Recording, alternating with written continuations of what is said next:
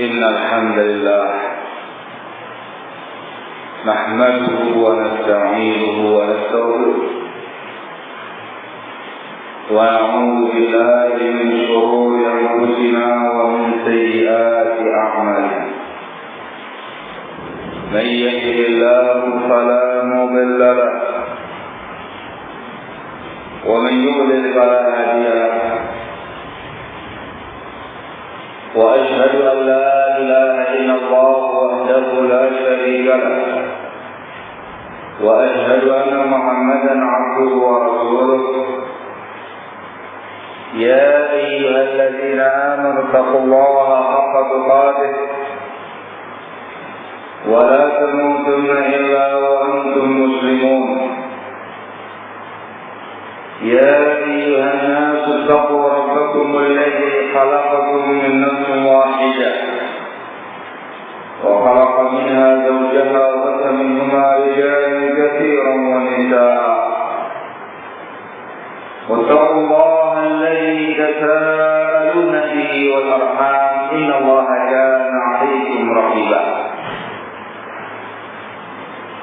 يا أيها الذين آمنوا اتقوا الله وقولوا قولا سديدا يصلح لكم أعمالكم ويغفر لكم ذنوبكم ومن يطع الله ورسوله فقد فاز فوزا عظيما أما بعد فإن أصدق الحديث كتاب الله وخير الهدي هدي محمد صلى الله عليه وعلى آله وسلم وشر الأمور محدثاتها فإن كل محدثة بدعة وكل بدعة ضلالة وكل ضلالة في النار. أيها الناس رحمنا عزكم الله. Alhamdulillah, pada kesempatan sore hari ini Allah Subhanahu wa taala memberi kemudahan kepada kita untuk memulai mengkaji sebuah risalah yang berjudul Al-Qaulul Hasan fi Ma'rifatil Kitab, karya Syekh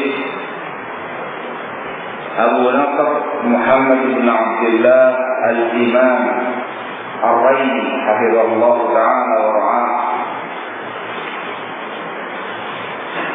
Risalah ini berbicara tentang masalah bahwa kaidah-kaidah prinsip-prinsip Ahlus Sunnah wal Jamaah di dalam menghadapi berbagai macam fitnah-fitnah yang datang melanda kaum muslimin ataupun fitnah-fitnah yang datang menerpa Ahlus Sunnah wal Jamaah.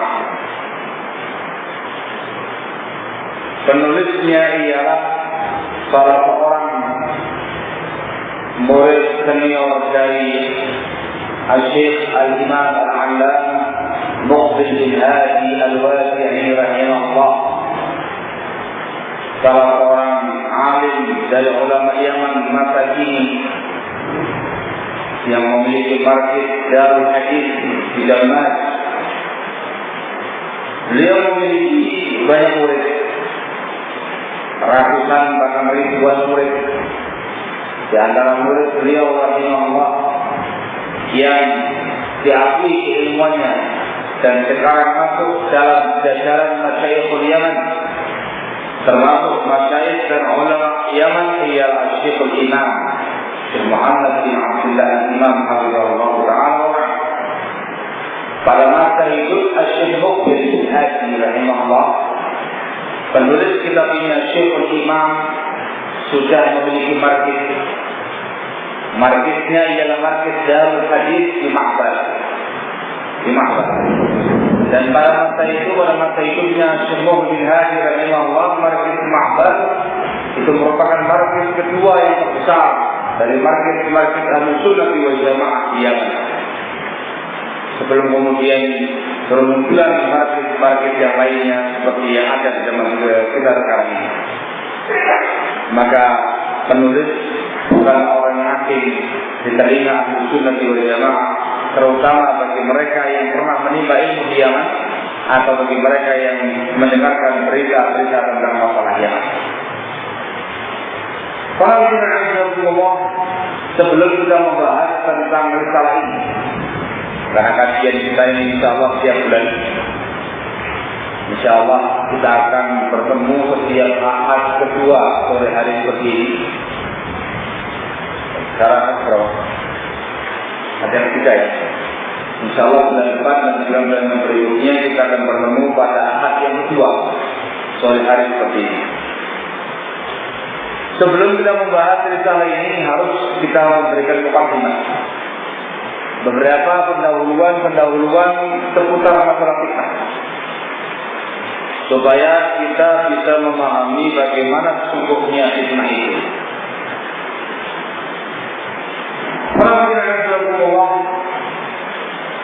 Fitnah secara bahasa disebutkan oleh para ulama lughah. Kata-kata fitnah, ta, nun, kemudian tak marfuqah, fitnatun, itu asal maknanya ialah idkhal zati finnar litadhhara sawdatuhu min rada'atihi, memasukkan emas ke dalam api supaya kelihatan mana emas yang baik, mana emas yang buruk. Ini asal kata makna fitnah. Kemudian barakallahu fikum, kalimat fitnah ini digunakan oleh para ulama untuk makna al-ikhtibar. Ikhtibar ialah menguji, mengetes.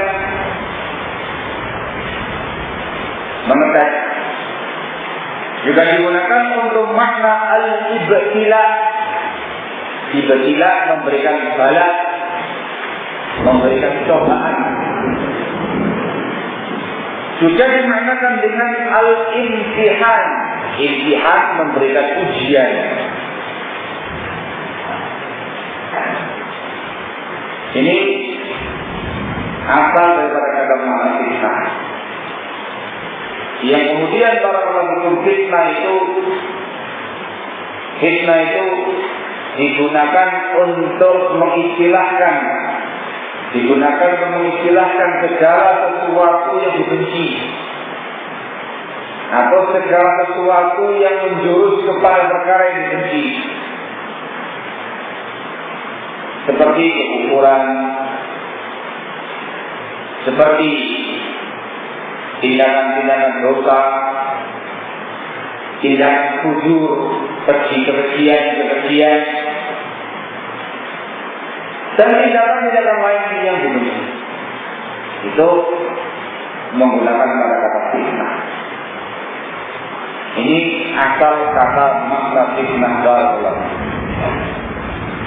digunakan makna ikhtibar, ujian, mengetes. Kemudian digunakan makna ibtila, memberikan bala, memberikan cobaan. Kemudian mengandung makna imtihan, menguji. Dan kemudian digunakan untuk perkara-perkara yang dibenci. Kekufuran merupakan fitnah, penyimpangan bid'ah merupakan fitnah, perkara-perkara maksiat, perkara fujur, kekejian, dosa-dosa namanya fitnah. Dan semua perkara-perkara yang seperti itu dalam fitnah. Sehingga fitnah ini memiliki makna yang sangat luas. Kemudian kalau masalah global, fitnah itu dibagi dua. Yang pertama adalah fitnah syubhat, dibagi dua terkait dengan jenisnya. Yang pertama fitnah syubhat, yang berkaitan dengan penyimpangan dalam pemahaman. penyimpangan-penyimpangan dalam berpikir, dalam beragama, fitnah syubhat. Dan ini lebih banyak digunakan untuk fitnah dalam bentuk penyimpangan bid'ah. Yang kedua disebut dengan fitnah syahwat. Fitnah syahwat yang berkaitan dengan selera hawa nafsu seorang hamba, yang berkaitan dengan syahwat seorang hamba. Fitnah syahwat meliputi semua perkara-perkara yang disukai oleh hawa nafsu.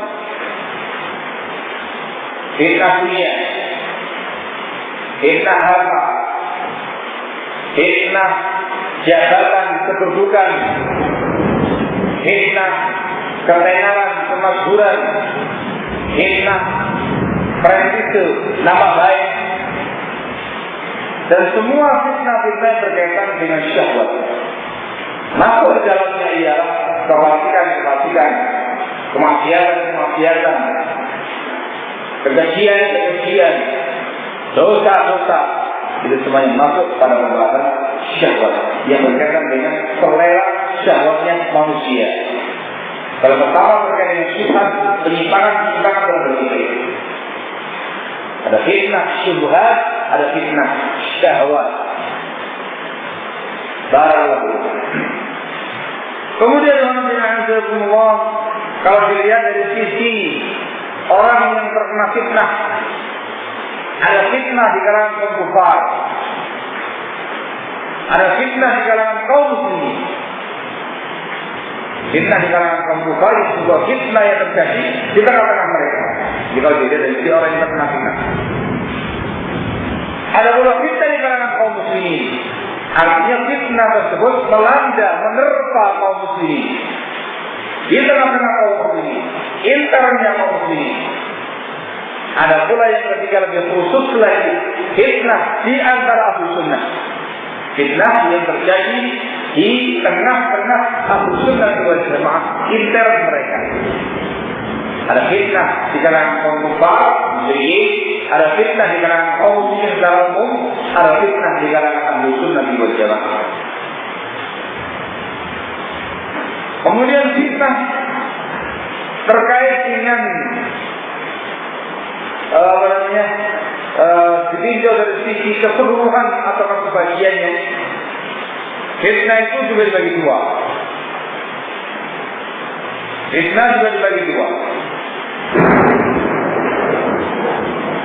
Yang pertama ialah fitnah yang menimpa orang-orang zalim saja. Fitnah yang menimpa orang-orang zalim saja, orang-orang jahat saja. Dan yang kedua ialah fitnah yang menimpa semua umat manusia. Allah Subhanahu wa ta'ala menegaskan dalam firman-Nya, "Wattaqu fitnatan la tusibanna alladziina zalamu minkum khassah." Hendaklah kalian takut akan sebuah fitnah yang tidak hanya menimpa orang-orang zalim di kalangan kalian, orang-orang zalim di kalangan kalian saja. Untuk mengisyaratkan ada fitnah yang menimpa orang zalim saja, juga ada fitnah yang menimpa semua pihak. Yang menimpa orang zalim, menimpa orang yang fajir, juga menimpa orang baik-baik, menimpa orang-orang saleh. Barakallahu. Kemudian yang Allah, termasuk sunnatullah, ketentuan Allah Subhanahu wa ta'ala pada umat ini ialah bahwasanya umat ini pasti akan tertimpa yang namanya fitnah. Semakin hari semakin dahsyat, sehingga fitnah itu digambarkan oleh Rasulullah SAW seperti sesuatu yang konkret yang turun kayak turun hujan. Disebutkan dalam sebuah hadis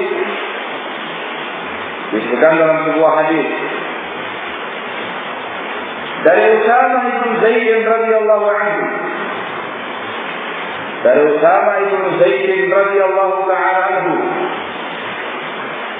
Dia berkata, "Ashrafan Nabi sallallahu alaihi wasallam ala uqumin min aqamil Madinah." Suatu hari Rasulullah sallallahu alaihi wasallam naik di atas utum. Utum itu dimaknakan dengan benteng, bekas benteng yang terbuat dari kayu. Jadi Rasul pernah naik di atas sebuah benteng dari benteng Madinah yang terbuat dari kayu.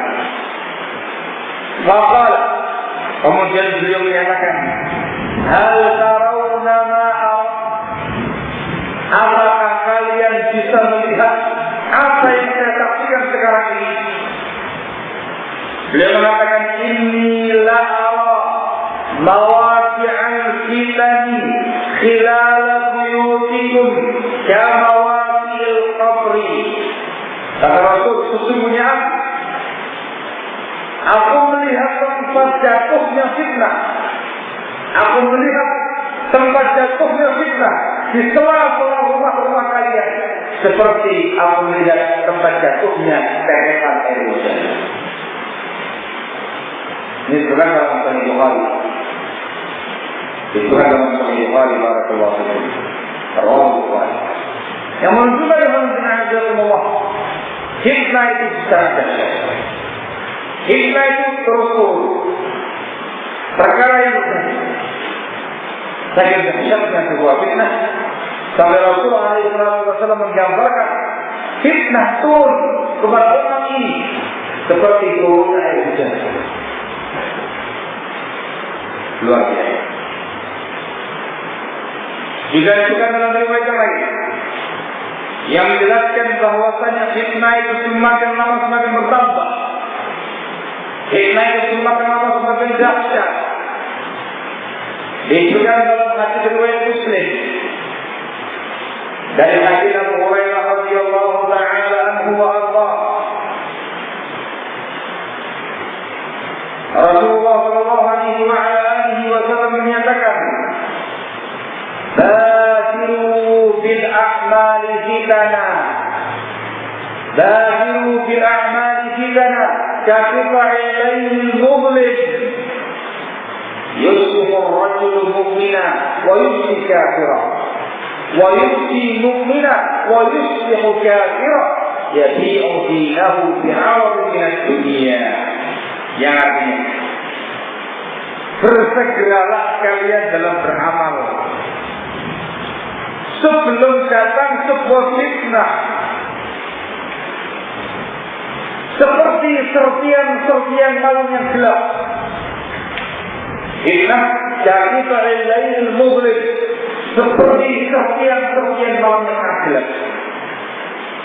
Malam gelap menggambarkan dahsyatnya sebuah fitnah. Belum mengatakan setelah itu, yusbihu ar-rajulu mu'mina wa yumsi kafira. Pada waktu pagi hari seorang mukmin, tapi sore hari dia telah kafir. Wa yumsi mu'mina wa yusbihu kafira. Sore hari dia mukmin, pagi hari sudah kafir. Yabi'u dinahu bi'aradin min ad-dunya. Dia menjual agamanya dengan sedikit urusan dunia. Menunjukkan bahwa fitnah itu semakin dahsyat, mengerikan, gelap, tidak yang tahu. Penggambaran ngerinya sebuah fitnah bagi dia, bagaimana cepatnya orang berbalik. Pagi mukmin, sore kafir. Sore mukmin, pagi kafir.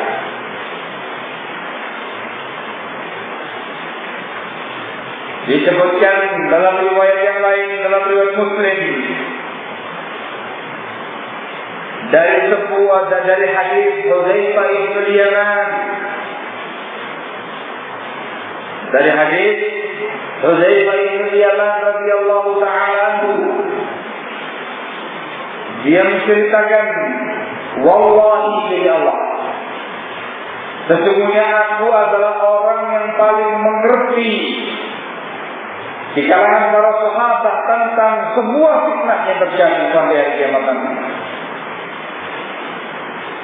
Dan aku tidak memiliki ilmu itu melainkan dikarenakan Rasulullah SAW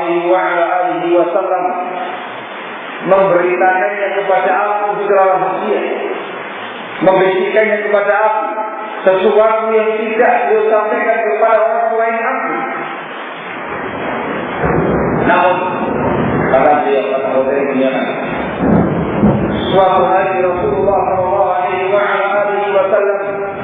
dalam sebuah majlis menceritakan tentang masalah fitnah. Wa huwa ya'uddu al-fitan. Rasul bersabda dalam keadaan menghitung-hitung fitnah.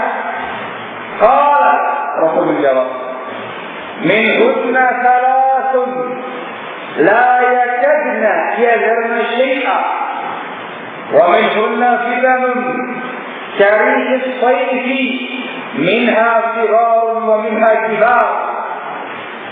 Dari fitnah itu ada 3 fitnah yang hampir tidak menyisakan sedikit pun, sesuatu pun.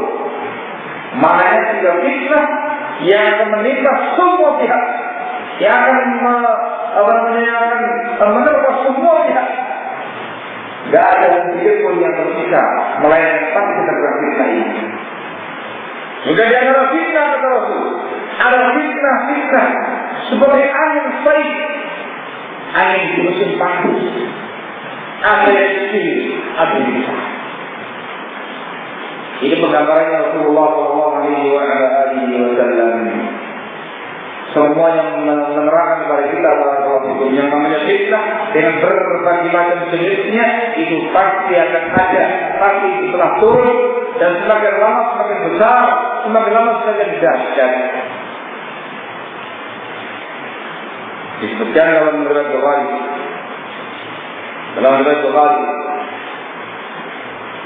dari Anas bin Malik radhiyallahu taala anhu arda, ketika sejumlah tabi'in datang mengeluhkan perlakuan Hajjaj bin Yusuf At-Thaqafi yang zalim,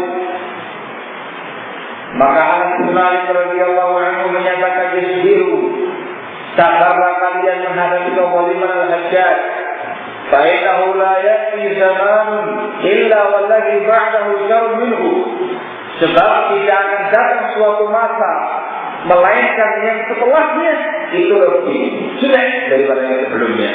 Hatta talqaw hingga kalian berjumpa dengan Rabb kalian, berjumpa dengan Allah Subhanahu wa taala. Saya mendengarkan kalimat dari Nabi kalian Muhammad sallallahu alaihi wasallam. Ini beberapa riwayat. Ada yang dalam Sahih Bukhari, ada yang dalam Sahih Muslim, yang artinya semuanya dalam Sahih. Yang semuanya menerangkan kepada kita kondisi umat. Semakin hari semakin jelek, semakin hari semakin muncul banyak fitnah. Semakin datang generasi yang baru, maka semakin banyak pula fitnah bermunculan dengan berbagai macam jenis fitnah. Fitnah syubhat, fitnah syahwat para umat. Ada yang menimpa diri pribadi, fitnah dirinya, fitnah anaknya, fitnah istrinya, fitnah kerabatnya, fitnah keluarganya, fitnah tetangganya. Ada pula yang menimpa secara umum, menimpa kaum muslimin. Ada pula yang menimpa ahli sunnah secara khusus. Ada pula yang menimpa seluruh umat manusia tanpa terkecuali. Ini fitnah barakallahu fikum. Barakallahu, dikarenakan fitnah telah turun, fitnah telah tersebar, fitnah semakin hari semakin bertambah. Baik fitnah yang umum menimpa semua kaum muslimin dan secara khusus yang menimpa ahli sunnah wal jamaah, maka kita sebagai para muslim perlu mempelajari bahwa kaidah bimbingan Islam supaya kita terselamatkan dari berbagai macam fitnah tersebut dan mampu mensikapi fitnah dengan sikap yang benar, dengan bimbingan Al-Kitab dan Sunnah dengan pemahaman salafus ummah. Kitab yang kita bahas ini, kitab Al-Qaulul Hasan fi Ma'rifatil Fitan. Di dalamnya barakallahu fikum dijelaskan oleh Syekh Hafizahullah Ta'ala beberapa ketentuan, kaidah penting yang harus dipahami oleh setiap individu muslim supaya dia semangat dalam fitnah, supaya dia bersikap dengan sikap yang benar dalam fitnah. Dan ini kaidah yang cukup, nggak cuma satu, tapi bisa dikatakan puluhan kaidah.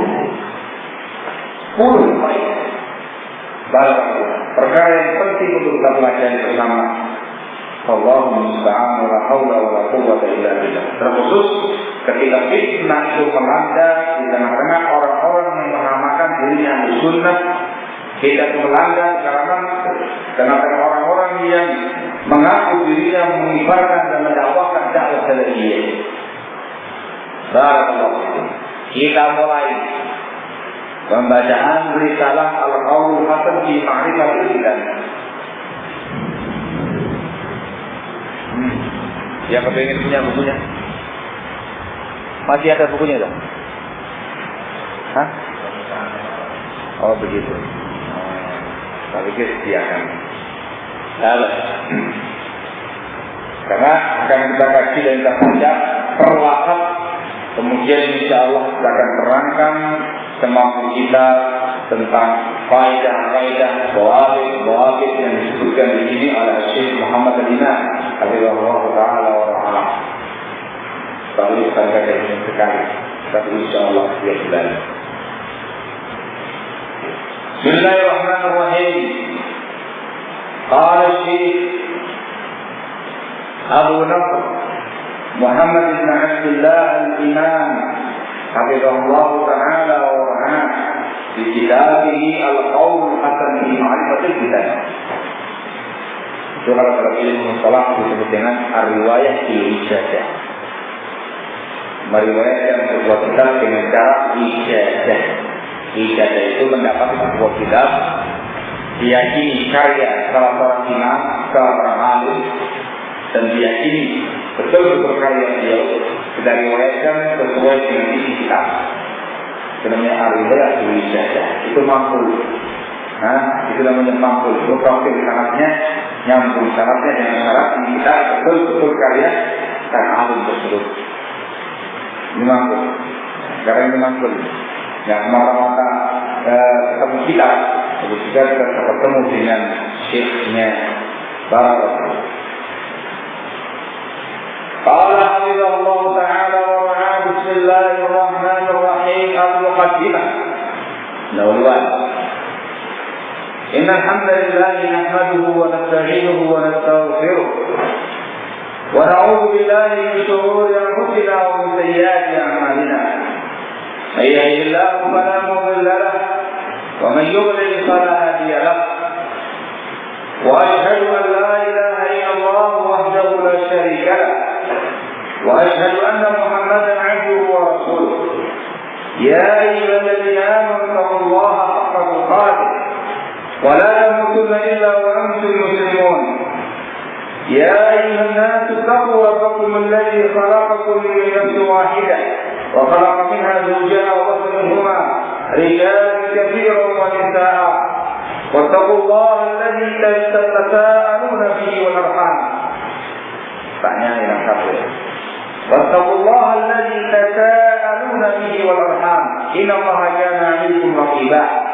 يا أيها الذين آمنوا اتقوا الله وقولوا قولا سديدا يصلح لكم أعمالكم ويغفر لكم ذنوبكم ومن يطع الله ورسوله فقد فاز فوزا عظيما. أما بعد فإن خير الحديث كتاب الله وخير الهدي محمد صلى الله عليه وعلى آله وسلم وشر الأمور محدثاتها وكل محدثة بدعة وكل بدعة ضلالة وكل ضلالة في النار. ثم أما بعد. Ini disebut dengan khutbatul hajah. Ini merupakan sunnah Rasulullah SAW memulai suatu majlis memulai suatu risalah dengan khutbatul hajah seperti yang disebutkan di sini oleh Syekhul Imam Hafizahullah Ta'ala wa ini khutbatul hajah dikatakan sebagai khutbatul hajah dikatakan khutbah ini dibaca pada permulaan sebelum menunaikan sebuah hajat. Di antara hajatnya ialah akad nikah, akad pernikahan. Sebelum menunaikan akad nikah dibaca terlebih dahulu namanya khutbatul hajat seperti ini. Kemudian dilangsungkan akad nikah. Itu hukum sunnah. Begitu pula Rasul ketika memulai muhadarah, memulai majlis sudah termasuk di dalamnya risalah atau kitab, memulainya dengan yang namanya khutbatul hajah. Itu merupakan sunnah Rasul alaihi salatu wassalam. Kemudian mulai beliau mengatakan faqad takaffara Allah bi hifdhi dinihi. Sungguh takaffara Allah Subhanahu wa ta'ala menjamin bi hifdhi dinihi, menjaga agamanya.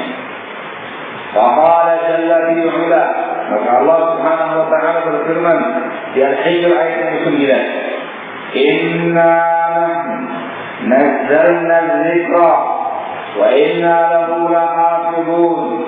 Sesungguhnya kami telah menurunkan zikr dan sesungguhnya kami akan menjaganya. Zikr dalam ayat ini ialah Al-Quran, didasarkan dengan Al-Quran sama dan diterangkan oleh para ulama kita. Kalau Al-Quran Karim dijaga oleh Allah Subhanahu wa ta'ala, otomatis sunnah Rasul alaihi salatu wassalam yang menerangkan Al-Quran, yang menjabarkan, yang menguraikan Al-Quran juga pasti akan terjaga sebagaimana dijaganya Al-Quran Karim. Allah mengatakan sesungguhnya kami yang menurunkan zikr Al-Quran dan sunnah, dan sesungguhnya kamilah yang akan menjaganya. Disebutkan oleh salah seorang imam kita Sufyan bin Uyainah rahimahullah, beliau menjelaskan dalam ayat ini Allah Subhanahu wa ta'ala menjamin menjaga Al-Quran, menjaga Al-Quran, maka Al-Quranul Karim tidak akan tersia-siakan selama-lamanya. Al-Quranul Karim tidak akan berubah selama-lamanya. Ini makna. Sementara dalam Mu'ayyid makna, ketika Allah Subhanahu wa ta'ala menyebutkan kitab-kitab yang sebelumnya, kitab Injil, Taurat, Zabur, Allah serahkan penjagaannya kepada mereka sendiri. Bimastuhfiru min kitabillah, mereka diminta untuk menjaga kitabullah. Penjagaannya diserahkan kepada mereka. Fawa'at, maka kitab suci pun disia-siakan, tak terjaga keutuhannya, tak terjaga keasliannya. Ternyata berubah. Al-Quran Allah yang menjaga langsung penjagaannya, maka tidak akan sia-sia, tidak akan sirna, tidak akan berubah sampai akhir masa nanti. Disebutkan oleh Al-Imam Al-Qurtubi rahimahullah dalam tafsirnya, tafsir Ahkamul Quran Al-Qurtubi tentang ayat ini, inna nazzalna dzikra wa inna lahu lahafizun, tentang pernyataan yang berulang sebuah kisah yang terjadi pada masa kekhilafahan Al-Ma'mun. Khilafah Bani Al-Ma'mun, Bani Umayyah apa Abbasiyah? Bani Abbasiyah. Nah, Bani Abbasiyah. Khalifah Al-Ma'mun ini beliau memiliki acara tahunan. Dengar makna. Dikumpulkan pada acara itu semua ahli, yang ahli tafsir, yang ahli hadis, yang ahli fikih, yang ahli sejarah, yang ahli sastra, semuanya hadir begitu. Pada pertemuan itu ada salah seorang kafir non-muslim ikut hadir pada pertemuan itu. Ternyata dia orang yang ahli dalam bahasa, fasih bahasa. Non-Muslim. Ini itu biasa. Diperhatikan itu teman Muslim. Baru. Ketika tahun depannya lagi, pada acara yang serupa, orang kafir yang dulunya non-Muslim muncul lagi. Tapi ketika itu dia sudah menjadi Muslim. Alhamdulillah didekati sama makmum menanyakan, kamu dulu non-Muslim? Iya. Sekarang kamu sudah. Apa kisahnya? Kenapa kamu sudah jadi Muslim? Diceritakan sama orang ini. Saya ini adalah orang yang ahli sastra bahasa. Saya ingin menguji dan mengetes semua kitab suci. Saya ambil Taurat. Saya tulis dengan tangan saya sendiri. Saya ubah dengan bahasa saya sendiri, dengan kemampuan sastra. Jadi Taurat. Kemudian saya pasarkan. Saya sebarkan di kalangan orang-orang Yahudi. Laris manis. Banyak beli. Maka dari saya mengetahui kitab mereka. Kemudian saya ambil Injil. Terus dengan tangan saya sendiri. Dan saya buka dengan kemampuan sastra saya. Selesai. Saya pasarkan juga di pasar yang berapa laris manis. Kemudian saya ambil Al-Quran Al-Karim. Al-Quran Al-Karim. Saya tulis dengan tangan saya sendiri dan saya buka Al-Quran dengan kemampuan sastra saya sendiri. Selesai Al-Quran pikiran saya. Saya pasarkan di kalangan kaum muslimin. Tidaklah. Mereka banyak komplain ini bagus. Ini bukan Al-Quran Al-Karim. Maka saya pun yakin maka Al-Quran Al-Karim betul wahyu Allah Subhanahu Wa Taala yang dijaga secara langsung oleh Allah Subhanahu Wa Taala. Itulah sebab keislaman saya. Mereka yang mengenal Allah diterangkan di sini oleh Syaikhul Imam bahwa Allah Subhanahu Wa Taala menjaga agama ini, menjaga agama, menjaga Al-Quran, menjaga As-Sunnah. Dengan itu, semua yang lain. Wa inna min hifdzillah, dan sesungguhnya min hifdzillah termasuk penjagaan Allah lihada din untuk agama ini, untuk penjagaan Allah untuk agama ini. An awjada ulama rasikhin, Allah Subhanahu Wa Taala mewujudkan, mengadakan, menampilkan para ulama yang rasikhin, yang mumpuni ilmuannya. Yazubbuna an hadha din, para ulama itu membela agama ini. Dari sesuatu yang dikait-kaitkan dengan agama ini, min syawaiba, dalam bentuk syawaib, perkara-perkara yang mengotorinya, ayyan kana huwa, apapun jenisnya. Karena syekh ini telah menerangkan agama Allah dijaga langsung oleh Allah Subhanahu Wa Taala.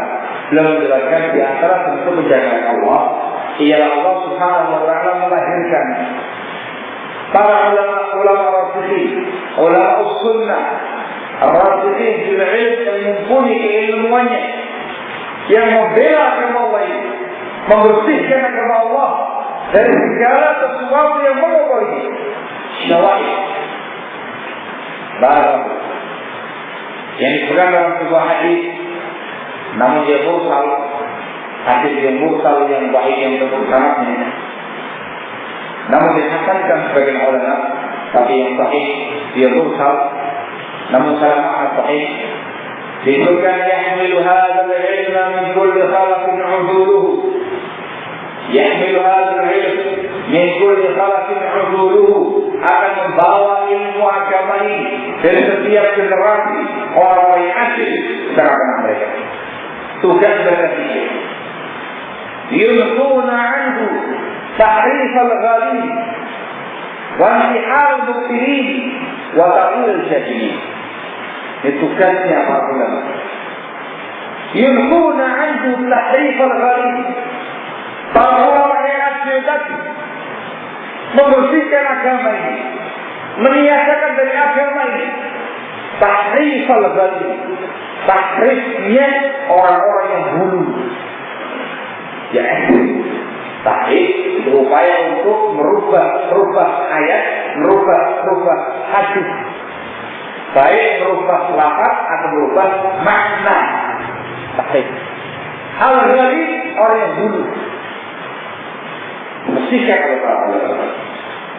Wa intihal al-mubtilin, dan juga pemahaman intihal, pemahaman yang batil.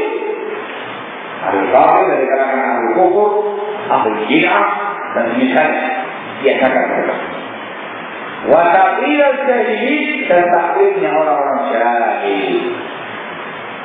Ini 3 tugas para ulama yang digambarkan di sini oleh Syekh Abdullah. Para ulama al-fikih tadi, mereka yang membela agama Allah, yang membersihkan agama Allah dari semua perkara-perkara yang mengotori agama ini, apa tersebut. Dalam agama lain, wa sadaqa Rasulullah sallallahu alaihi wasallam, dan telah benar, telah jujur Rasulullah sallallahu alaihi wasallam haitsu qala, tatkala beliau bersabda, la tazalu ta'ifatun min ummati, akan senantiasa ada satu ta'ifah, satu kelompok dari umatku, zahirina 'alal haqq, yang tampil terang-terangan di atas kebenaran. La yadurruhum man khalafahum, tidak akan membahayakan mereka orang-orang yang menyelisihi mereka. Wala man khazalahum, tidak pula orang-orang yang merendahkan mereka. Hatta ya'tiya amrullah wa ma'ala dzalik, hingga datangnya urusan Allah dan mereka masih di atas rezeki. Ini hadis muttafaqun alaih. Kata Rasulullah sahabat terkait dengan Taifah al-Mansurah. Di sini Syekh Abdullah berdalil dengan hadis tentang adanya Taifah al-Mansurah. Taifah al-Mansurah untuk menjelaskan bahwasanya Allah Subhanahu wa ta'ala menjaga agama ini dengan memunculkan para ulama supaya turun agama besar. Yang dimaksud dengan Taifah al-Mansurah dalam hadis ini, menurut ulama salaf, ialah ahlul ilmi. Mereka adalah para ulama. Mereka adalah ahli hadis. Itu tafsir Al-Imam Al-Bukhari, tafsirnya Al-Madini, tafsirnya Ahmad bin Sinan, juga pernyataan Imam Ahmad bin Hanbal rahimahullah. Imam Ahmad menyatakan tentang Taifah al-Mansurah ini, illam yakunu ahlul hadis fala adri man hum. Kalau Taifah al-Mansurah itu bukan ahli hadis, saya tidak tahu siapa mereka. Artinya Taifah al-Mansurah dalam riwayat ini, kelompok yang ditolong oleh Allah dalam riwayat ini, mereka itu adalah para ulama. Para ulama rasikhin, para ulama ahli hadis yang mengerti agama Allah itu. Dan mereka akan terus ada sampai hari kiamat nanti. Maka yang ada semua, tidak ada satu masa melainkan di situ pasti ada ulama rasikhin yang mumpuni keilmuannya, yang siap membela Allah, yang siap membersihkan agama Allah dari semua perkara-perkara yang mengotorinya, apapun bentuknya. Mereka lah Taifah al-Mansurah. Sementara yang lain para ulama mengikut. Yang baik ulama itu mengikut. Ulama hadis itu orang pertama yang dimaukan ini. Yang lain ulama mengikut. Kalau antum ikut dengan para ulama, maka termasuk Taifatul Mansurah. Kalau tidak, maka anda pula termasuk Taifatul Mansurah. Belum ada yang lain. Tapi hal pada masa ini,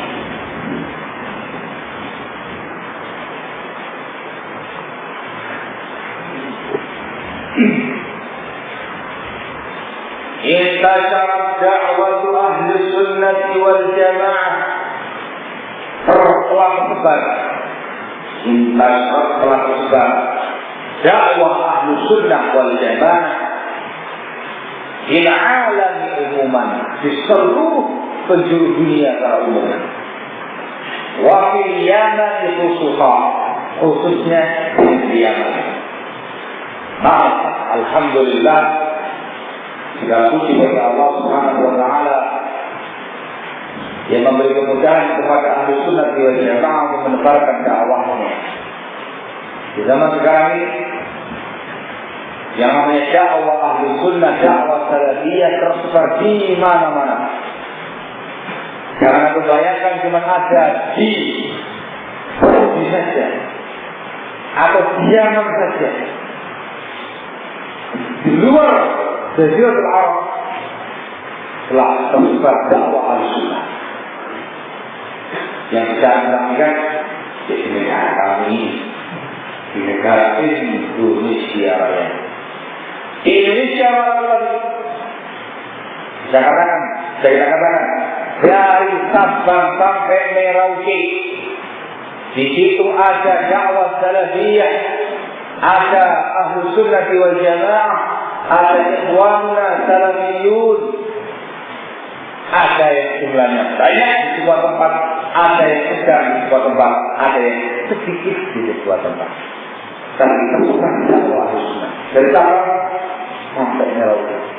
Ada di Sabang, ada dakwah salafiyah, ada ikhwan salafiyah. Di Merauke juga ada dakwah salafiyah, ikhwan salafiyah. Ada di Merauke. Urusan orang aslinya ataukah pendatang itu lain perkara. Yang penting tempatnya itu ada dakwah salafiyah. Dari mulai Pulau Sumatera, Pulau Jawa, Pulau Kalimantan, Pulau Sulawesi, Pulau India, itu semuanya ada dakwah salafiyah. Alhamdulillah. Yang namanya market ahli sunnah, ini marketnya. Dari mulai market yang besar, market yang kecil, sampai sekedar majlis taklim, sampai sekedar masjid sudah ada. Walhamdulillah rabbil alamin. Ini saya urusan dengan orang Indonesia. Saat dakwah salafiyah untuk tersebar seluruh dunia. Bahkan di negara-negara yang dicap sebagai negara kafir, di sana juga ada ahli sunnah. Anda mau negara mana? Amerika. Banyak negara Islam dan hijau ahli sunnah di Amerika. Banyak. Bahkan dari kata-kata salah biasa belajar, mahasiswa, talib, dai Allah. Dari Amerika. Ada yang mendatang, sekarang ada yang asli, boleh memberikan. Dakwah salafiyah ada di sana. Jadi, sudah ada dakwah salafiyah di sana. Pernah saya di sana, seobat terjadi sebelum lama, saya mengatakan dakwah ilmiah, dakwah sunnah, fikih. Ada dakwah salafiyah di sana. Sampai di Prancis banyak sebagai yang menyebut dakwah salafiyah. Sampai di Pulau Maldives. Pernah tidak? Saya kira pernah tidak? Itu Pulau Kecil. Jadi bandara Maldives itu tersendiri, kotanya tersendiri, Mesra itu. Itu berdekatan dengan wilayah Prancis. Pulau Kecil Maldives ada ikhwan salafiyah. aktivitas ini dan mengundang wasai Rasulullah bersama. Syekh Bukhari, Alhamdulillah Taala akan diundang ke majlis. Para ulama. Di mana lagi? Belanda. Banyak. Di mana lagi? Hampir semua Eropa itu ada ahli sunnah wal jamaah. Ada yang banyak, ada yang kecil, ada yang intasyarat. Alhamdulillah. Wa fi Yaman khususah, Yaman secara khusus. Nah, Yaman secara khusus. Anda tahu Yaman? Yaman itu mengalami era-era keemasan. Itu pada masa tadi.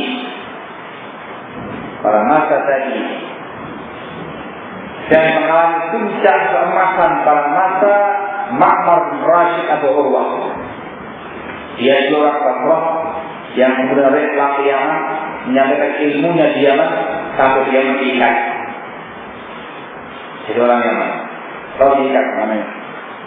Dalam tarjamahnya, dalam tarjamahnya Ma'mar bin Rashid Abu Urwah al-Basri Al-Yamani, ketika dia menyampaikan hadis di kalangan ahli Yaman, mereka terkesima dengan ilmunya. Dikarenakan dia imam besar pada masa itu. Maka orang Yaman mengatakan Sayyidu, ikat. Yang mau ikat ayat tazawwajuhu, maka mereka pun menikahkan Ma'mar dengan bintul Yaman, dengan putri Yaman. Tidak dia orang. Pada era Ma'mar bin Rashid barakallahu fikum, Yaman itu sebagai negara ilmu yang disebarkan di sana hadisnya Rasul, sunnahnya Rasul alaihi wasallam, tempat jujukannya para ulama dalam rehlah ilmu yang menimba di masa lalu. Imam Ahmad bin Hanbal pernah ke Yaman, Yahya bin Ma'in pernah ke Yaman, dan banyak ulama-ulama yang lainnya terkemuka pernah ke Yaman untuk menimba ilmu Allah Subhanahu wa taala. Diteruskan dengan era berikutnya, eranya Abdur Razzaq As-San'ani, asli Yaman. Abdur Razzaq bin Hammam Abu Bakar As-San'ani rahimahullah, imam besar Yaman, dengan karya besarnya Musannaf Abdur Razzaq. Itu era keemasannya orang Yaman. Semenjak itu semakin lama semakin surut, gelap, tak ada suaranya. Yaman dikuasai oleh Sufiyah dan Syiah.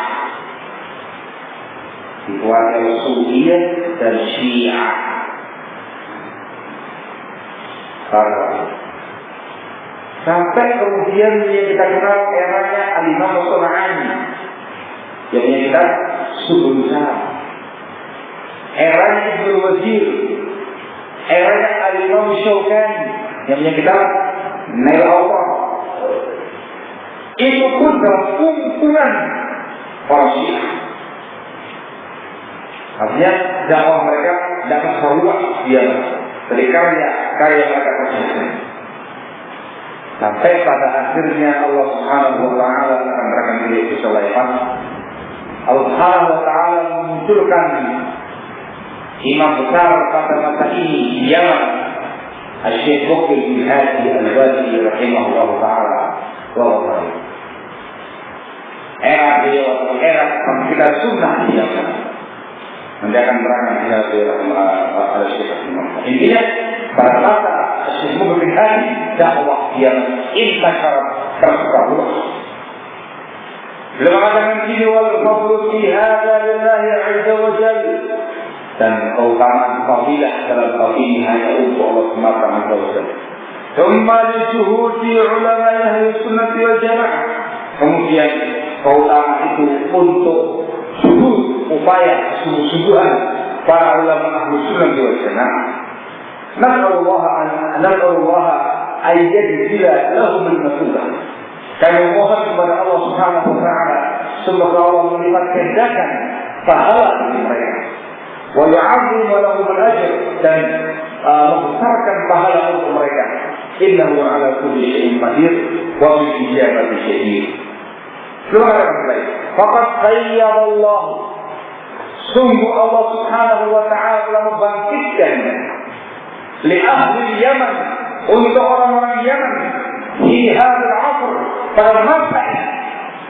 Waliduna, ayah kami. Walid itu dimanakan sebagai ayah atau orang yang sudah tua, yang jangan pulang. Wa syekhuna, dan guru kami, ini guru yang cukup imam, al-imam al-muhaddits al-allamah Abu Abdurrahman Muqbil bin Hadi al-Wadi yarhamuhullah. Allah Subhanahu wa taala membangkitkan, memunculkan untuk orang Yaman di dalam negara ini. Syekh Muqbil bin Hadi rahimahullah. Sanatul Walid, sanatul Syekh beliau al-Allamah Syekh Muqbil bin Hadi rahimahullah. Alladzi bazala nafsahu. Beliau orang yang mengerahkan jiwanya, wa malahu, hartanya, wa waqtahu, waktunya, wa irdahu, kehormatannya. Beliau mengerahkan jiwa, harta, waktu, kehormatan di khidmat Islam wal muslimin, untuk mengkhidmat Islam dan muslimin. Fa'ahya bi'illahu ma'alimaddin, maka Allah Subhanahu wa ta'ala pun menghidupkan melalui Syekh ini, Syekh Muqbil ini, tonggak-tonggak prinsip agama. Wa qama'atihi al-batila wal mubtilin, dan Allah patahkan melalui Syekh Muqbil ini al-batil dan ahli batil.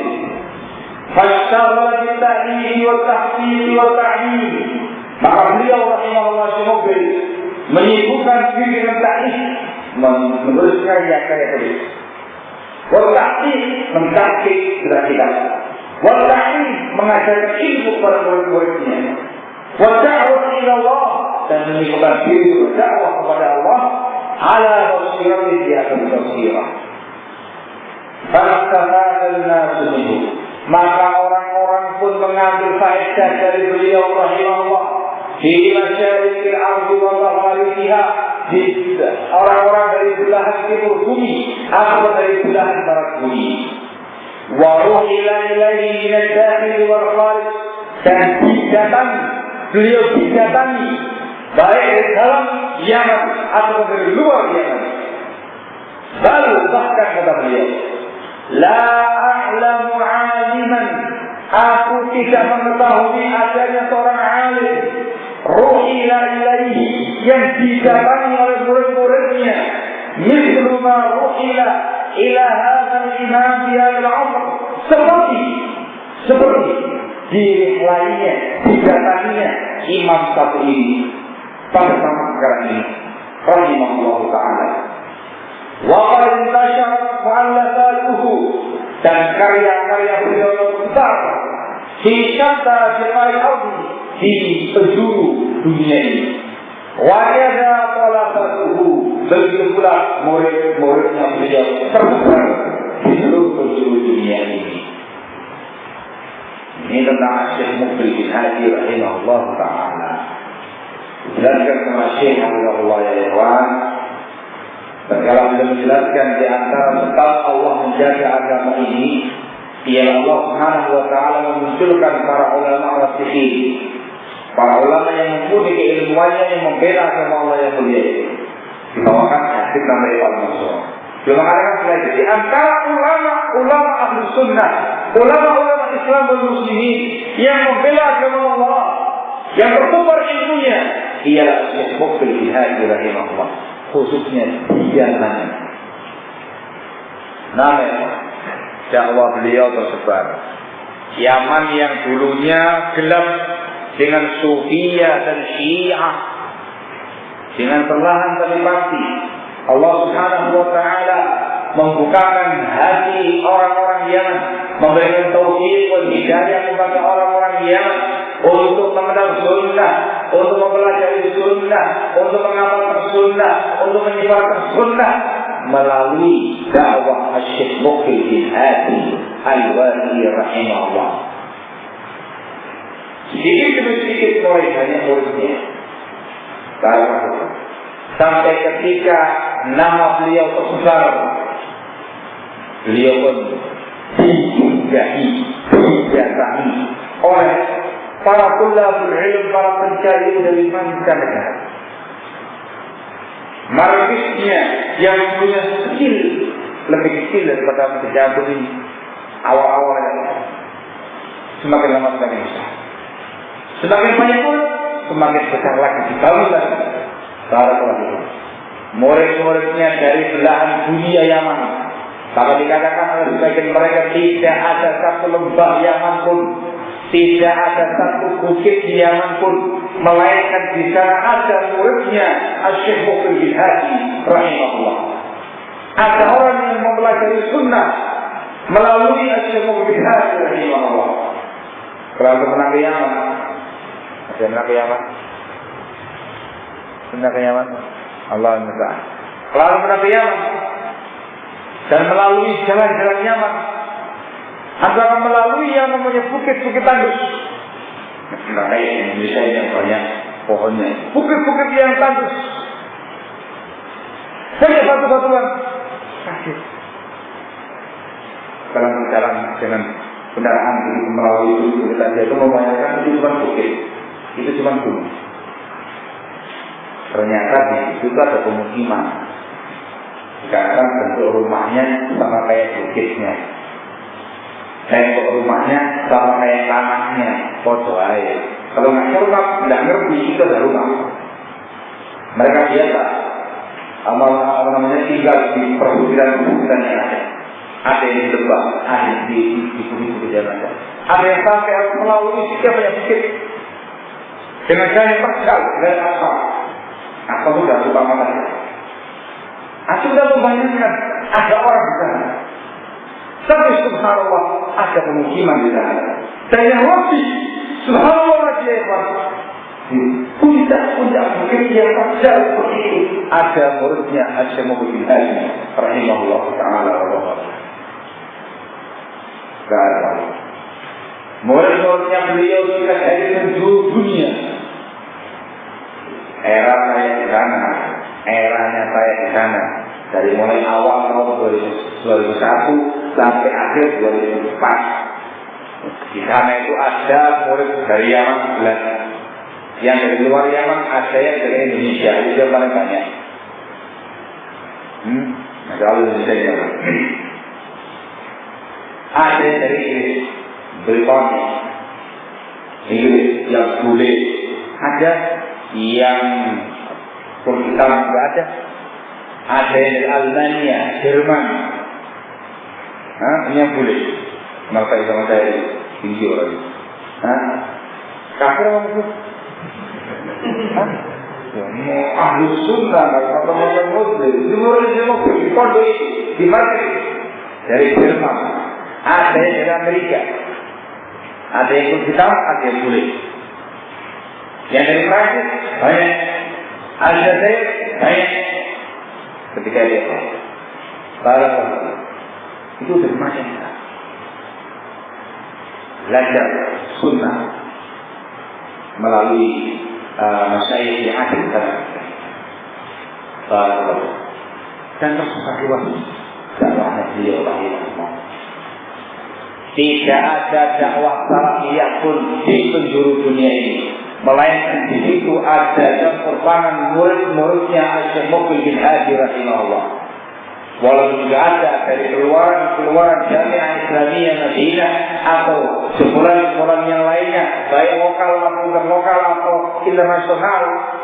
Tetapi yang diinginkan sekarang ini adalah adanya campur tangan dan ikut andilnya orang-orang yang pernah belajar dahulu di markisnya Asy-Syaikh Muqbil bin Hadi rahimahullah taala wa barakatuh. Baru jadi saya, masya Allah, dalam sendiri, luar biasa. Murid-muridnya Asy-Syaikh Muqbil bin Hadi dan orang-orang yang dahulu pernah belajar di markisnya Asy-Syaikh Muqbil bin Hadi rahimahullah tersebar di mana-mana, berdakwah di tempat-tempat masing-masing, menyebarkan ilmu sunnah yang pernah dia dapatkan dari sana. Barakallahu fiikum, termasuk dari siswa saya. Ini bentuk nyata bagaimana dakwah Asy-Syaikh Muqbil bin Hadi rahimahullah tersebar. Karya karya beliau tersebut.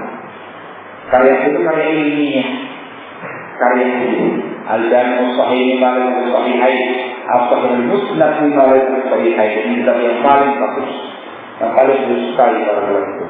Kumpulan hadis sahih di luar Bukhari Muslim. Dan ini kita ajarkan di bawah ini.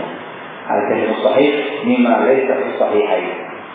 Kalau itu bentuk kaki seorang murid kepada markis guru para ulama. Dan satu buku yang lainnya.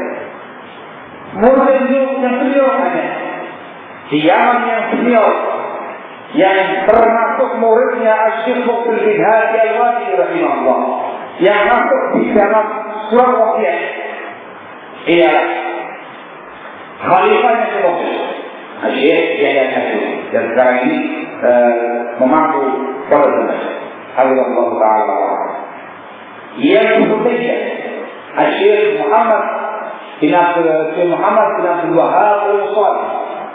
Ini yang paling senior, yang paling tua, merupakan temannya Syekh Muqbil, teman perjuangannya. Beliau muridnya Syekh Muqbil rahimahullah. Syekh Muhammad bin Abdul Wahhab Al-Shalih. Yang di Damar ada Syekh Abdullah bin Utsman Al-Zamani yang dikatakan Fatih Sunnah, Fatih yang Sunnah, orang yang sangat fatih yang dikatakan orang tahu dalam berbicara. Masih di Damar juga ada Syekh yang wasiat bukan yang wasiat Syekh Muhammad Al-Zamani, kemudian di Makbar Syekh Muhammad bin Abdullah Al-Imam Abu Nasr. Juga termasuk yang masalah wasiat beliau ialah Syekh Abdul Aziz Al-Qurani di Ubaid, Masjid Ubaid dekatnya Is. Termasuk yang dalam wasiatnya beliau ialah Syekh Muhammad As-Sawbani, Muhammad bin Saleh As-Sawbani di Sabah yang memegang Misal Khair. Termasuk yang dalam wasiatnya Syekh Muhammad Syekh Abdul Rahman Syekh Abdul Rahman bin Mar'i Al-Ajali Hafizahullah Ta'ala yang sekarang di Aceh. Sekarang yang tersebut yang diwakili oleh Muqbil Syekh Yahya, Syekh Muhammad Al-Sadi, Syekh Abdul Rahman, Syekh Muhammad Al-Imam, Syekh Abdul Qurahi, Syekh Sawmadi, Syekh Abdul Adani. Ini orang-orang yang masuk dalam jajarannya wasiat yang terakhir. Para dan kita katakan banyak para ulama yang lainnya, Syekh Utsman Al-Ghani di dalam, Syekh Abdullah bin Mar'i Al-Ajali di Syiar, dan yang lainnya itu merupakan murid-muridnya Syekh Muqbil Hadi rahimahullah taala wa ta'ala, dan karya-karya mereka tersebar di mana-mana. Yang termasuk banyak taklifnya, yang termasuk banyak karya-karyanya ialah Syekh Imam. Beliau dikenal sebagai penulis yang aktif dan sampai sekarang masih aktif dan terus karya beliau Allah Taala. Juga diantaranya ialah Syekh Muhammad Al-Shalih, Syekh Muhammad bin Abdul Al-Shalih yang memiliki karya tulis yang cukup banyak. Dan juga masih yang lain yang ini cuma sebagai penggambaran tentang Anda semua tentang bagaimana dakwah Syekh Muqbil bin Hadi rahimahullah di Yaman. Maka Yaman pada masa Syekh Muqbil bin Hadi itu merupakan masa kebangkitan Yaman menuju sunnah. Bahwa yang belum gelap dengan Sufiyah, gelap dengan Syiah, perang beneran dengan sunnahnya Rasulullah SAW. Baik, beliau mengatakan di sini, wakana huwa wamsaluhu, maka orang semacam beliau ini Syekh Muqbil bin Hadi wa amsaluhu, dan yang semisal beliau dari kalangan para ulama, baban mughlaqa, diumpamakan seperti pintu yang tertutup, dunal fitan, yang menghalangi semua fitnah. Bagaimana keberadaan para ulama rahimahumullah, keberadaan para ulama itu diumpamakan seperti sebuah pintu yang sangat kokoh, tertutup yang sangat kuat, menghalangi katanya. Itu diambil dari hadis Hudzaifah bin Yaman radhiyallahu ta'ala anhu yang cukup panjang yang menceritakan tentang fitnah kita di akhir zaman nanti. Yaitu ketika sahabat Umar bin Khattab radhiyallahu ta'ala anhu arba bertanya kepada para sahabat tentang fitnah yang bergelombang dahsyat seperti dahsyatnya gelombang samudra. Beliau mengatakan, saya tahu fitnah itu. Kata Hudzaifah bin Yaman radhiyallahu ta'ala anhu arba, tetapi ada pintu yang menghalangi kita tersebut.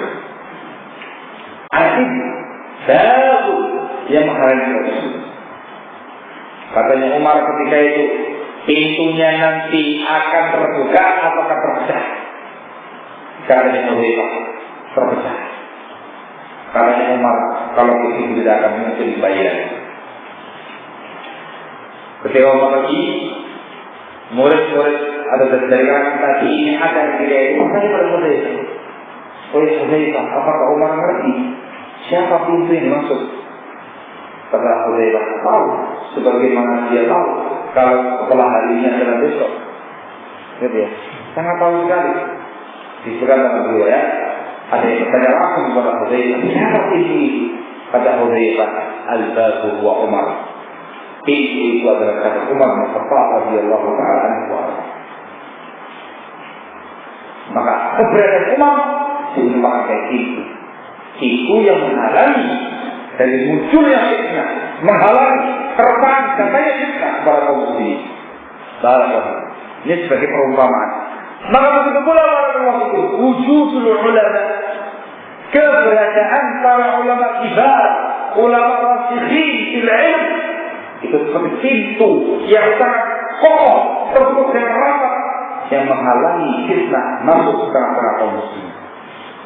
Dulu pada eranya masa istighfar ada Syekh Ibn Baz, ada Syekh Al-Albani, ada Syekh Al-Utsaimin, ada Syekh Muhammad bin Hadi, ada masa istighfar yang lainnya. Kondisi umat lebih tenang, lebih tenang, lebih damai. Semua bid'ah terpatahkan dengan mudah. Ya, begitu mereka semuanya wafat, semuanya fitnah semakin dahsyat menimpa umat ini. Walaupun juga banyak ulama lain yang menutupnya atau yang menghadangnya, dan tidak sebagaimana pada masa-masa dahulu ketika mereka semua hidup. Maka orang menuju lebih hati dan wanita dari kalangan para ulama-ulama, para masyhur dan kibar itu cukup mengambil sebuah pintu yang menghalangi umat dari fitnah. Barakallahu. Kalau pintu ini telah wafat, maka terbuka pintu-pintu. Maka artinya fitnah semakin banyak karena maksudnya kepada kaum muslim. Barakallahu. Qala rahimahullah ta'ala farahimahullah rahmatan wasi'ah. Maka semoga Allah subhanahu wa ta'ala merahmati Syekh Muhammad Hadi dengan rahmat yang luas. Wa asjalahu fatiha jannat, dan semoga Allah menempatkan beliau di surga yang luas. Ini kisah Syekh Jelaskan yang terakhir. Falamma tufiya rahimahullah, tatkala beliau Syekh Muqbil bin Hadi telah wafat rahimahullah, hasalat ba'dul fitan. Terjadilah sebagian fitnah. Dikarenakan pintunya sudah terbuka dengan wafatnya Syekh Muqbil telah dibuka. Ya, ketika beliau masih hidup, pintu terbuka, fitnah dari yang muncul. Begitu beliau wafat, maka pintu itu terbuka. Akhirnya terjadilah sebagian fitnah baina ba'di talabatul ilm, di antara sebagian para pencari ilmu, yang fitnah di kalangan ahli sunnah. Ini khusus. Kalau ada fitnah di kalangan ahli sunnah, apalagi di kalangan muslimin secara umum, apalagi di kalangan umat manusia secara keseluruhan, maka lebih lagi akan mudah diterpa fitnah. Ahli sunnah, orang yang paling mengerti ilmu, paling mengerti al-haq saja terkena fitnah, tertimpa fitnah, selawatnya beliau apalagi yang lain Ahlus Sunnah wal Jamaah. Ini kita betul-betul ya Pak. Ketika saya posisinya masih ada di sana. Dan fitnah yang beliau maksud itu terjadi, saya juga masih ada di sana. Dan saya dikatakan termasuk kita yang menyaksikan langsung bagaimana para ulama menangani fitnah tersebut. Sampai akhirnya muncul kitab ini, saya pun membelinya ketika saya masih di Yaman. Para ulama. Fitnah yang dimaksudkan oleh Syekh di sini, lawahatnya Syekh Muqbil bin Hadi ialah fitnah Abil Hasan al-Nahdi. Fitnahnya Abil Hasan yang namanya Mustafa Ismail al-Musri, asli Mesir yang kemudian tinggal di wilayah Maghrib Yaman. Setelah wafatnya Syekh Muqbil bin Hadi, dia memunculkan racun-racun pemikirannya dalam berbagai macam masalah prinsip. Itu sempat jujur Yaman. Tidak lama dari masa wafatnya Syekh Muqbil bin Hadi rahimahullah, barangkali fitnah di tengah-tengah sunnah. Dikarenakan ketika itu dia masih pegang sunnah. Abdul Hasan membangun Syekh termasuk orang yang dianggap memiliki market ketiga yang terbesar di Yaman, Damas, Mahbar, Ma'rif. Ketika itu dia masih dikatakan sebagai alim sunnah, mengusulkan pemahaman-pemahaman yang aneh-aneh, dibantah. Ketika itu oleh Syekh Yahya al-Hajuri rahimahullah ta'ala, langsung wah terjadi yang namanya bantah-bantahan ramai barakallahu. Maka para masyayikh pun turun tangan. Terjadi yang namanya istimewa, perkumpulan membahas nama fitnah tersebut, diadakan yang namanya islah dan segala macamnya. Ternyata semakin lama semakin merembet, semakin lama semakin parah kondisinya. Racun pemahaman yang dimunculkan oleh Al-Hasan semakin dia semburkan. Abu Hasan ini termasuk orang yang terkena fitnahnya Darul Hir itu sebenarnya pusatnya di Emirat. Di Jakarta kan ada ada terkena fitnahnya Darul Hir. Ini mu'asasah penyandang dana yang dibukani oleh Hizbi Uri Wani. Dia membuka cabang di Malaysia. Dan ternyata Abdul Hasan ini pun mengusulkan pemahaman-pemahaman yang mengerikan. Dia membela Syekh Qutb. Dia mengusulkan pemahaman yang dulu disebarkan oleh Hasan al-Banna, tokoh muslim. Hasan al-Banna punya faedah, nata'awanu lima tafaqna wa naqtadiru ba'duna ba'dan lima salafna. Itu Hasan al-Banna. Kita saling ta'awun, saling bantu perkara yang kita sepakati. Terus kita harus saling udur, kasih toleransi dan perkara yang kita istilahkan. Ini pemahaman yang sangat mengerikan. Semuanya sangat menyimpang. Abdul Hasan mengusulkan pemahaman itu dengan bentuk yang lain.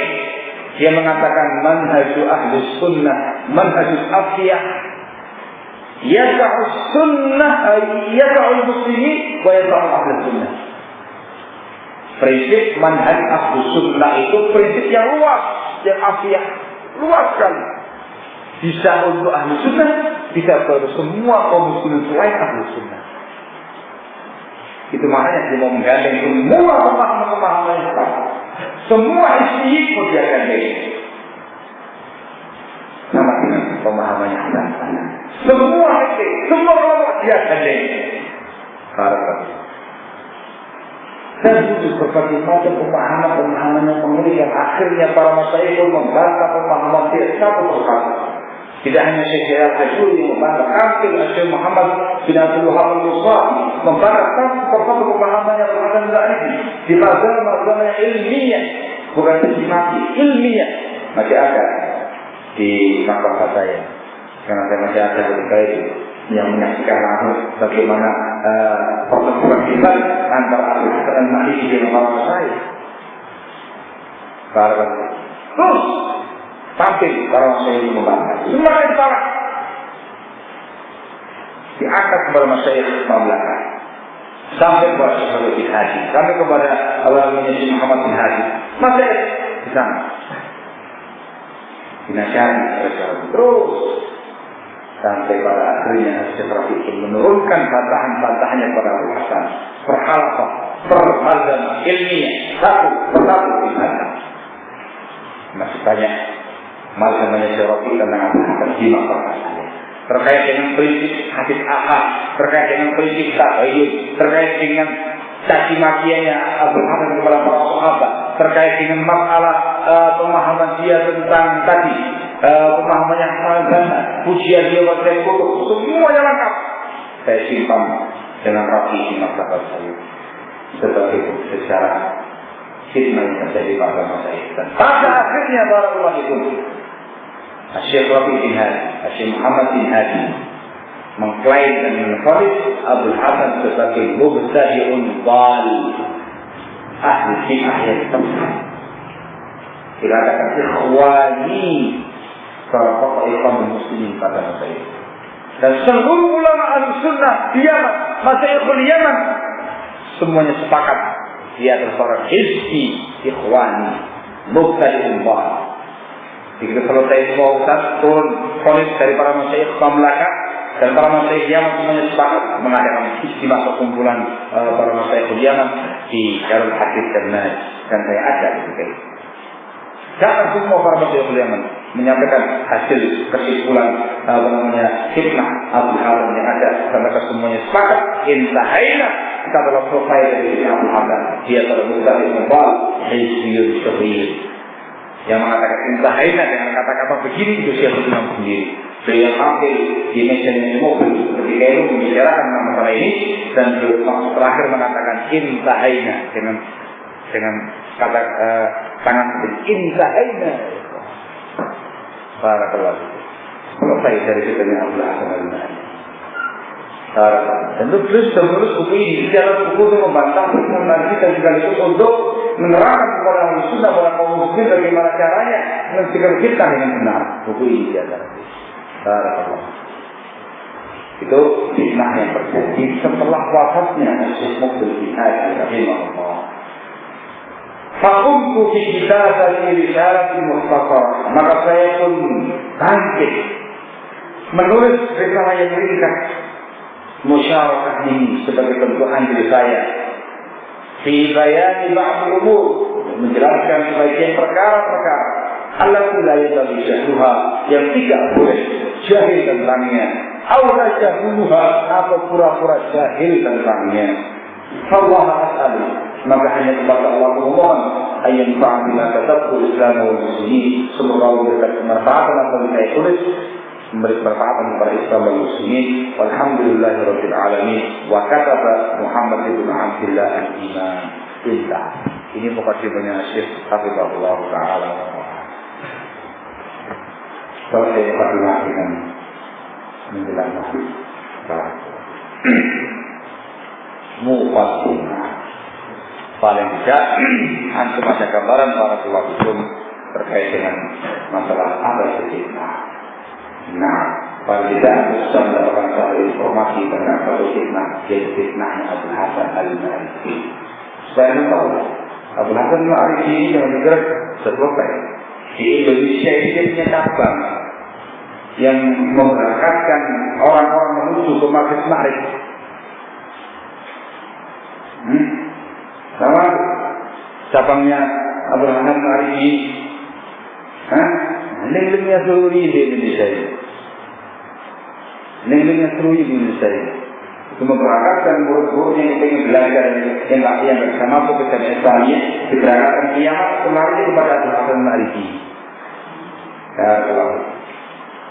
Yang di Surabaya ini ono, yang di tempat saya juga ada, yang di Jogja juga ada. Semua link seluruh ini. Tempo dulu yang sekarang aku dikatakan dulu ini, ya ini hizbiyin lah ya.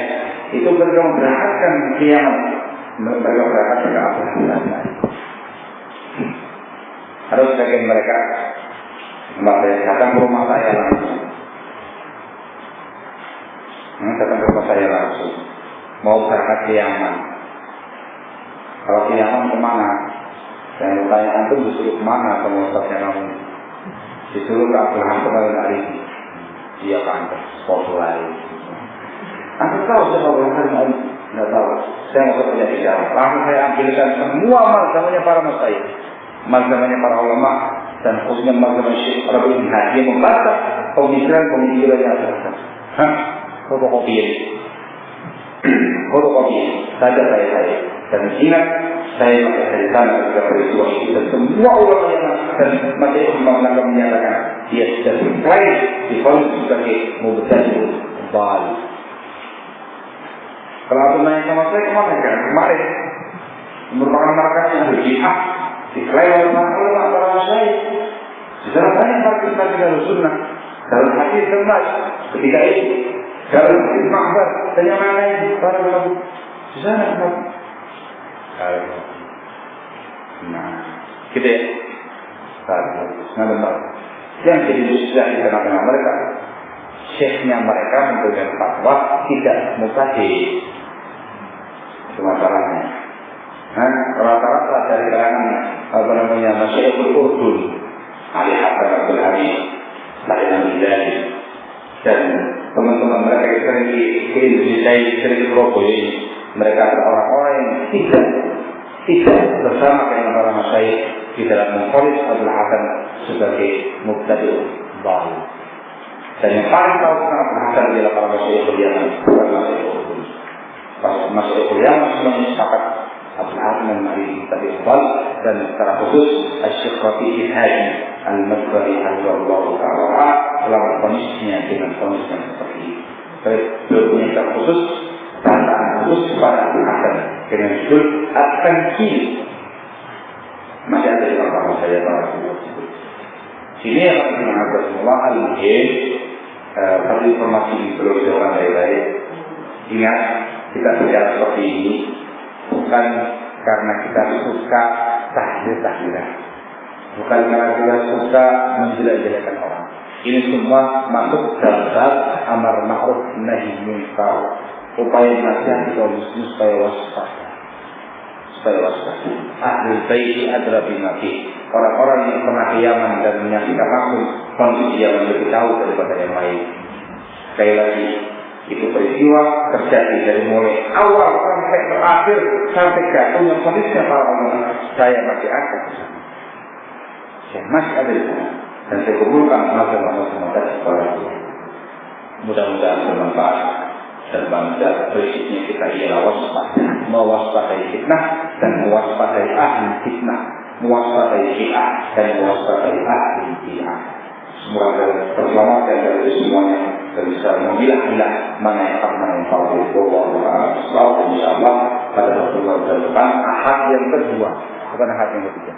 Ahad yang kedua seperti ini akan kita langsung kitab ini faedah demi faedah terkait dengan masalah fitnah yang ada. Wallahu a'lam bishawab. Nak tidak benar. Dan saya kamu tidak ada kamu. Subhanallah wa bihamdihi asyhadu an la ilaha illa anta astaghfiruka wa atubu ilaik.